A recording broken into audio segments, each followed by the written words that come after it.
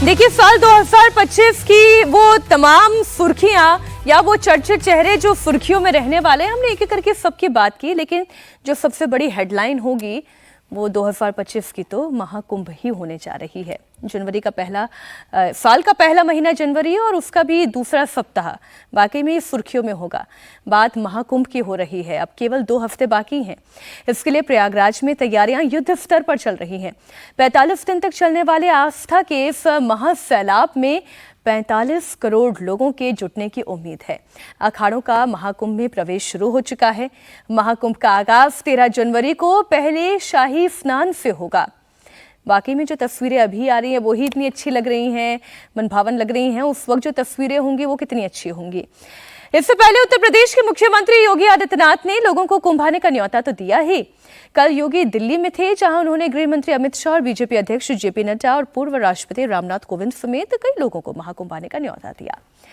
वहीं प्रधानमंत्री मोदी ने आज साल के अपने आखिरी मन की बात में महाकुंभ का जिक्र किया। इसे राष्ट्रीय एकता का प्रतीक करार दिया।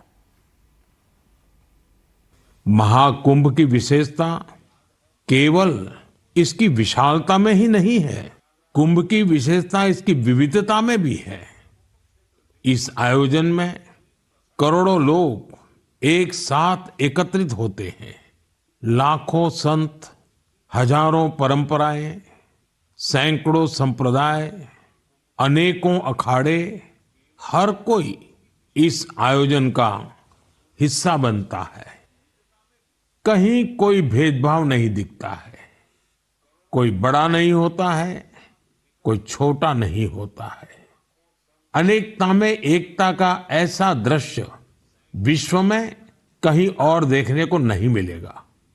इसलिए हमारा कुंभ एकता का महाकुंभ भी होता है। इस बार का महाकुंभ भी एकता के महाकुंभ के मंत्र को सशक्त करेगा। मैं आप सबसे कहूंगा, जब हम कुंभ में शामिल हो तो एकता के इस संकल्प को अपने साथ लेकर वापस आए। हम समाज में विभाजन और विद्वेष के भाव को नष्ट करने का संकल्प भी लें। अगर कम शब्दों में मुझे कहना है तो मैं कहूंगा, महाकुंभ का संदेश, एक हो पूरा देश। महाकुंभ का संदेश, एक हो पूरा देश। संदेश तो देखिए एकता का और अनेकता में एकता। हम जब स्कूल में ऐसे लिखते थे कि हमारा भारत क्या है, तो अनेकता में एकता विषय, ये मुझे नहीं लगता कि कोई भी व्यक्ति आपके आसपास ऐसा होगा जिसने इस टॉपिक पर ऐसे नहीं लिखा होगा। हर्षवर्धन जी, सही कह रही हो ना? अनेकता में एकता की जो संस्कृति है वो महाकुंभ में दिखाई देती है। निश्चित तौर पर। और प्रधानमंत्री नरेंद्र मोदी ने आज मन की बात में इसका जिक्र किया है। कल योगी आदित्यनाथ आए, उन्होंने रामनाथ कोविंद जी को, रक्षा मंत्री, गृह मंत्री नड्डा जी को और भी बहुत से लोगों को जाकर कुंभ का न्योता दिया। हालांकि कुंभ का कोई न्योता देने की आवश्यकता होती नहीं, क्योंकि जैसे नरेंद्र मोदी ने जब वो 2014 में काशी पहुंचे थे तो चुनाव लड़ने के लिए पहुंचे थे, लेकिन उन्होंने कहा था कि मैं यहाँ न तो मैं यहाँ आया हूँ, न किसी ने मुझे यहाँ बुलाया, मुझे तो माँ गंगा ने बुलाया। बिल्कुल। तो वहां दरअसल गंगा, यमुना, सरस्वती की त्रिवेणी के संगम में स्नान के लिए लोग आते हैं। वहां हिंदू धर्म के मर्म को समझने के लिए आते हैं। वहां हिंदू धर्म से जुड़ी हुई परंपराओं के जीवंत स्वरूप को आत्मसात करने के लिए आते हैं। वहां जीवन व्यवहार में जहां कुछ कमी रह गई है, जहां आप कुछ अच्छा करते करते रह गए, कैसे उसको अच्छा कर सकते हैं, उसके लिए आते हैं।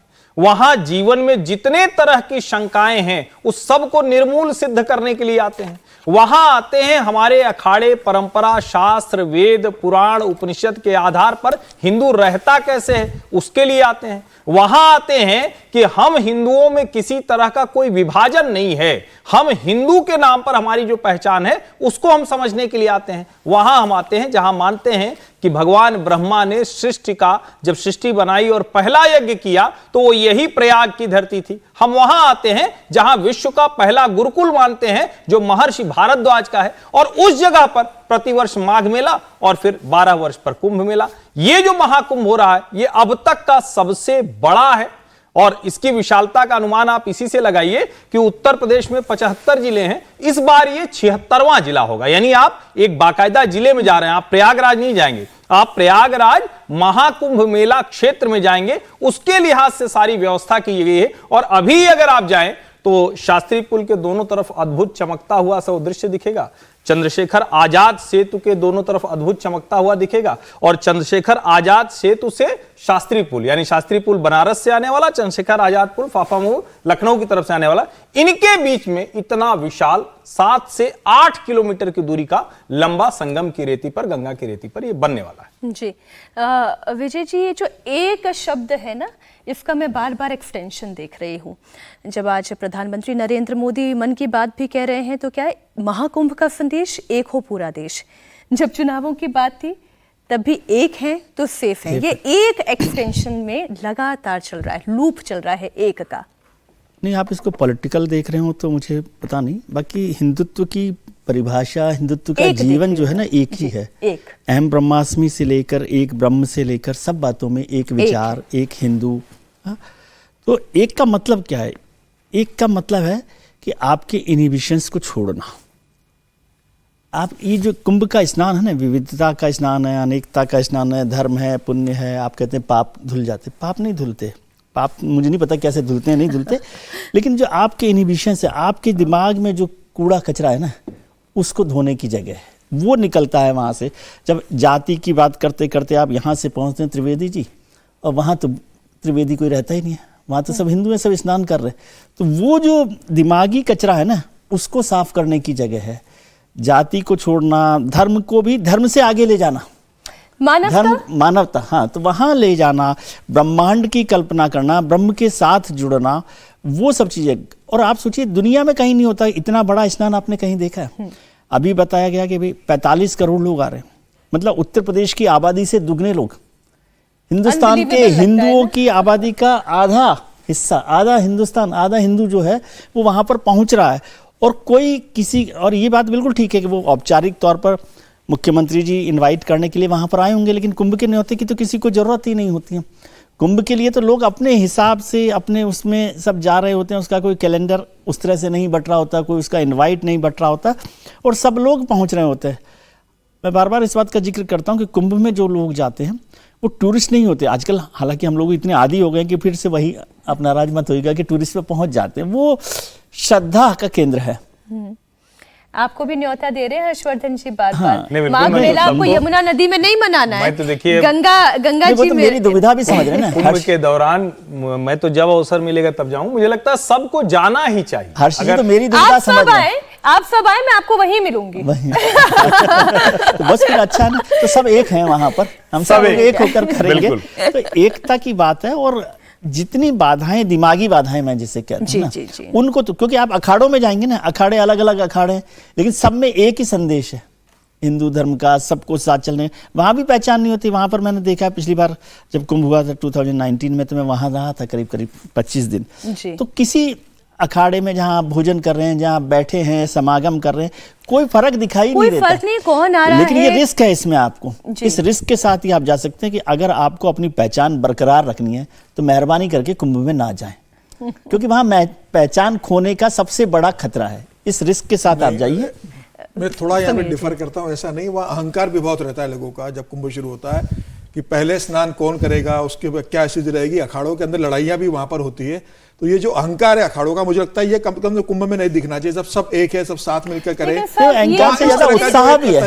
उत्साह है। अब 5 उंगलियां पांचों में कह दो बराबर हो जाए तो फिर काम किस हाथ ही आएगा। रूप से वो तो खैर सब जगह रहेगा, लेकिन नए साल की शुरुआत में ही ये कुंभ का आयोजन हो रहा है, और इतना बड़ा आयोजन है, और योगी आदित्यनाथ के मुख्यमंत्री रहते वहां इतना बड़ा आयोजन हो रहा है, तो उसमें और उसमें और रौनक आ गई। जिस तरीके से योगी आदित्यनाथ का रहा है, वो हर चीज एकदम पर्सनल डिवोशन के साथ लेकर जाते हैं। वो खुद संत वृत्ति के आदमी है योगी आदित्यनाथ। हिंदू धर्म के इतने बड़े आइकॉन योगी आदित्यनाथ है, और जब उनकी वहां पर सरकार है और जब वो कुंभ का आयोजन कर रहे हैं, तो वो पूरा अपना तन मन धन पूरा प्रशासन लगाकर वो जो कर रहे हैं, तो उसका अलग ही आनंद आता है। जब आदमी पूरी आत्मीयता के साथ किसी चीज को करता है, एक तो होता है कि ठीक है मैं प्रदेश का मुख्यमंत्री हूं, अब आयोजन हो रहा है तो मुझे प्रशासनिक व्यवस्था करना है, तो अधिकारी को बोल दिया ठीक है आप देख लेना, व्यवस्था कर देना, सारी व्यवस्था हो जाएगी। लेकिन अब योगी आदित्यनाथ के मुख्यमंत्री रहते अगर कुंभ का आयोजन हो रहा है तो योगी आदित्यनाथ बताना चाहेंगे ना पूरी दुनिया को कि मेरे मुख्यमंत्री रहते मेरे प्रदेश में जब कुंभ का आयोजन हुआ तो यह कितना विराट और कितना विस्तृत रहा और किस तरीके से यहाँ मतलब व्यवस्था कितनी शानदार रही है। अगर 45 करोड़ लोग आ रहे हैं तो 45 करोड़ लोगों की वहां पर व्यवस्था तो आपको करना ही पड़ेगी, लेकिन लोग भी बहुत डिसिप्लिन रहते हैं वहां जब जाते हैं। मैं क्या बोलूं, बहुत एक्साइटेड हूं, मुझे बार बार ये लगता है कि क्या देखने जा रही हूं, कैसा अनुभव मिलने जा रहा है, कैसी व्यवस्थाएं वहां पर होने जा रही है। और आप जो ये कह रहे हैं ना कि कभी कभी कुछ खींचातानी भी होती है, लेकिन फिर यहाँ मैंने कहा ना वो पहचान का खत्म करें, पहचान को खत्म करें। और ये अच्छी बात की आपने मीनाक्षी कि आज प्रोग्राम हमने किशोर कुणाल के साथ किया था जहां पे कन्विक्शन की बात थी, और ये जो योगी है वो भी कन्विक्शन का ये पूरा का पूरा काम है। आयोजन जो है ना वो कन्विक्शन की वजह से, बिना कन्विक्शन के कोई भी बड़ा काम तो हो ही नहीं सकता, फिर चाहे वो आपके निजी जीवन का हो या फिर सार्वजनिक जीवन का। जो आचार्य किशोर योगी है, कुणाल की बात करें, बिल्कुल बिल्कुल।